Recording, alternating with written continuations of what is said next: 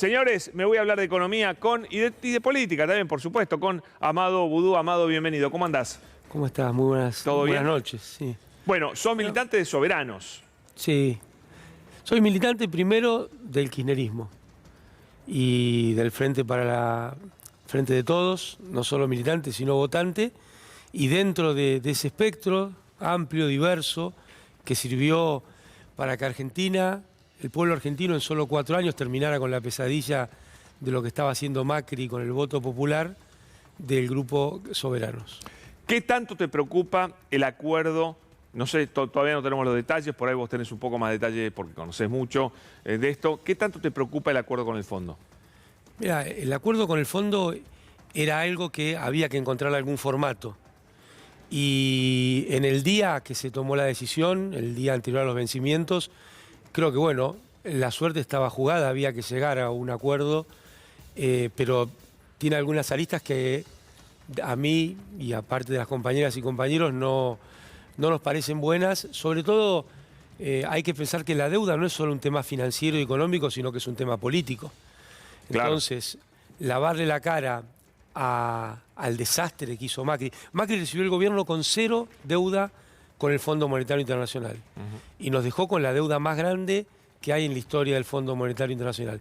Dicen que es por el déficit. ¿Qué tiene que ver si el déficit es en pesos y esta deuda es en dólares? Esto Macri lo hizo para darle un seguro de cambio a la bicicleta financiera que había armado alrededor de las LEBAC y las LELIQs, y que todos Eso sus significa amigotes que los que quedaron atrapados acá pudieran irse, ¿no? pudieran irse con tasas del 80% pagadas por el Estado.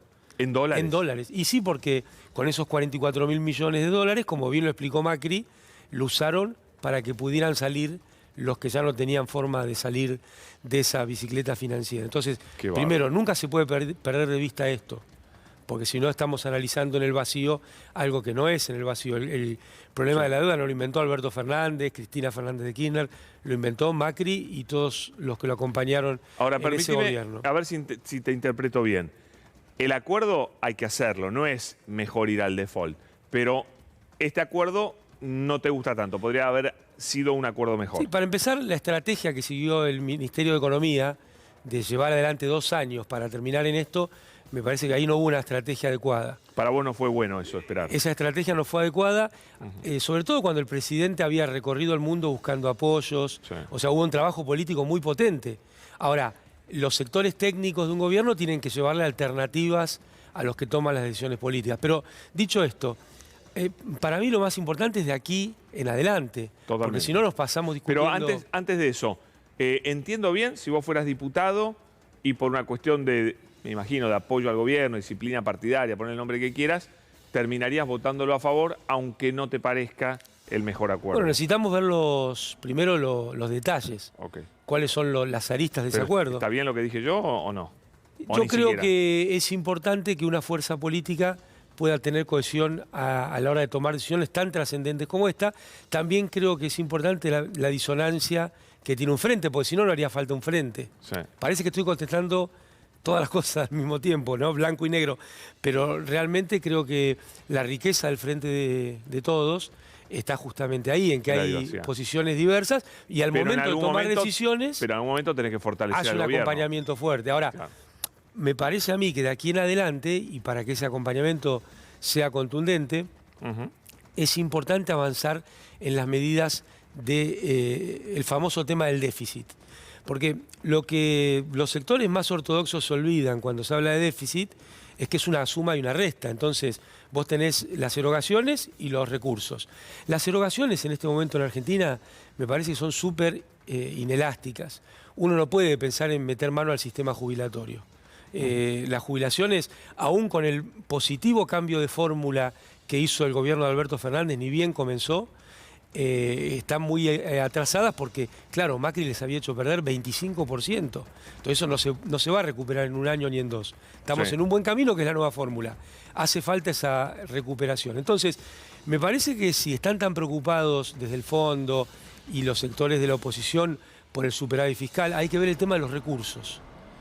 Y me parece que en los recursos, dado el endeudamiento, pero dado también la inelasticidad estructural de cuestiones como las jubilaciones, hay que buscar un financiamiento que sea más equitativo en la Argentina. Porque en la Argentina cerca del 60% de los recursos provienen de impuestos al consumo.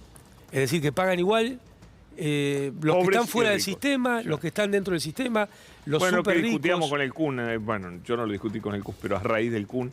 Es que lo que dice el Kun es interesante, porque todos se quedan con la parte que él ataca el impuesto al patrimonio. Pero si uno presta atención, él dice que donde él tributó le cobraban el 50% de impuesto al ingreso. Que acá no hay. Entonces, esa es la parte que hay que Totalmente. mirar Amado, de lo que dijo el Kun. Pero, sí, perdón. No, quiero ir un poquito a la gran preocupación que hoy en la calle, que es cuando vas a comprar la comida, que es algo que todos compramos, pobres, ricos, todos compramos la comida.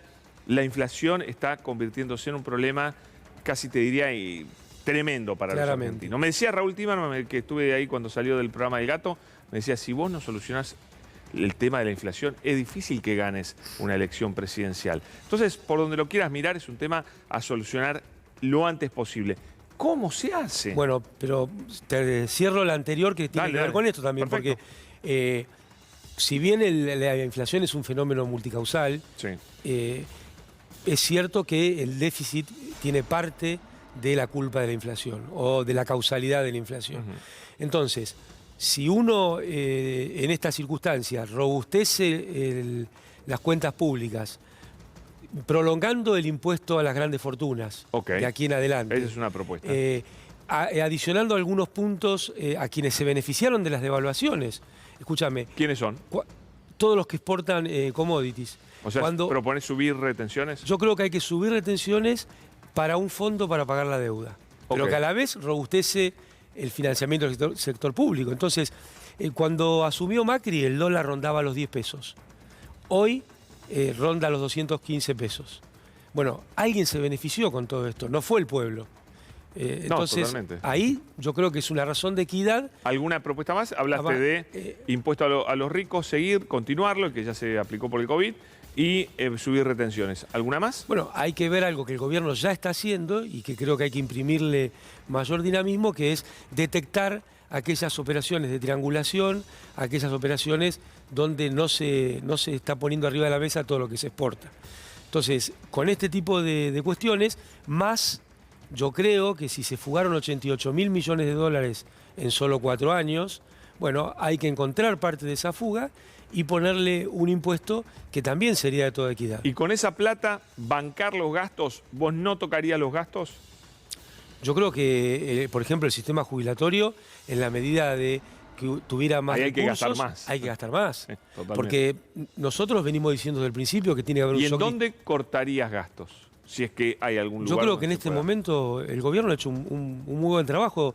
Fíjate que en la pandemia usó dinero para sostener las empresas porque es muy difícil poner una empresa en marcha.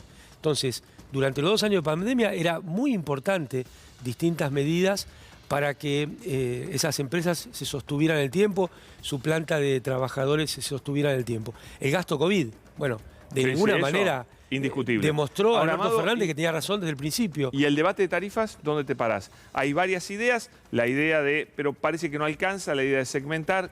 ¿Qué harías vos? Yo creo que la idea de segmentar es algo que hay que hacer, pero atrás del argumento de la equidad hay una gran mentira, por ejemplo, del fondo, porque lo que quieren es que aumente todas las tarifas. Entonces, es como un caballo de Troya. Pero la segmentación, ayer lo contaba Berkovich bien, la segmentación que se ha hecho no alcanza a... Es que nunca va a alcanzar, porque en un país donde la mayoría de los consumidores son el 90% de nuestra población, el grupo familiar gana 150.000 pesos o menos, y solo el 10% gana más. Claro. Quiere decir que cualquier medida que vaya a aumentar la masa de fondos para un servicio público va a tocar a los que menos tiene. Sí.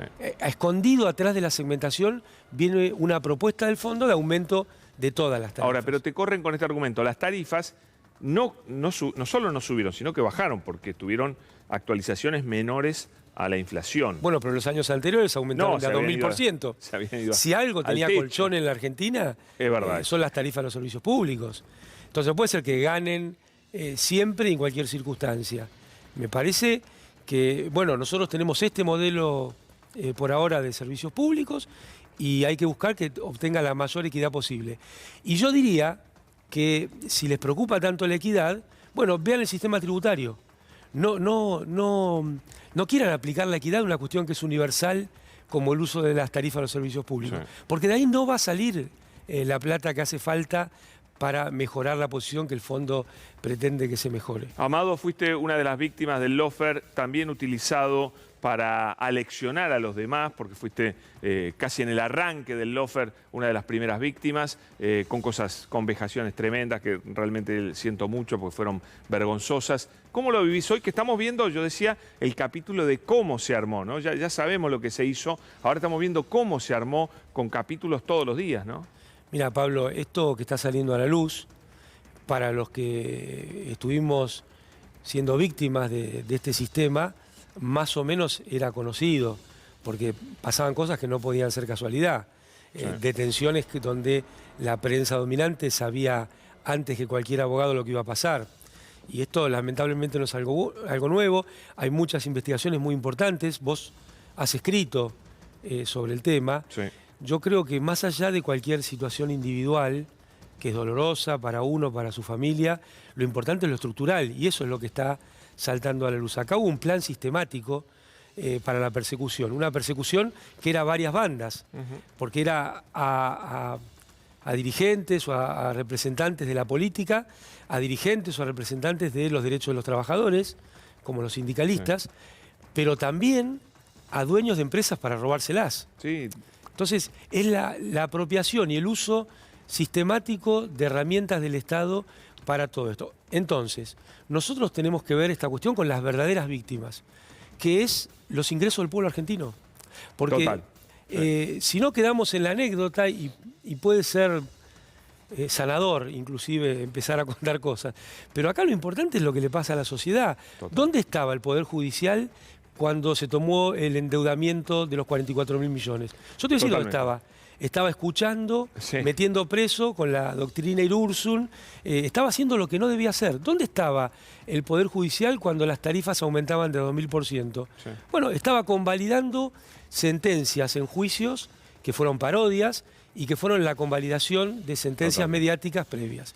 Bueno, hoy nos vimos, Amado, en el homenaje a la mañana en Cancillería, el homenaje muy emotivo a la memoria de Héctor Timerman. Así que te despido porque ahora vamos a escuchar a Javier Timerman, pero te invito a que veas el informe. Sí, bueno, una cosita. Sí, dale. Héctor Timerman, yo creo que decir que fue un funcionario es poca cosa. Héctor Timerman, un verdadero patriota que en cualquier cosa que un compañero de gabinete requería el acompañamiento de la Cancillería, no dudaba en hacerse el bolso y arrancar.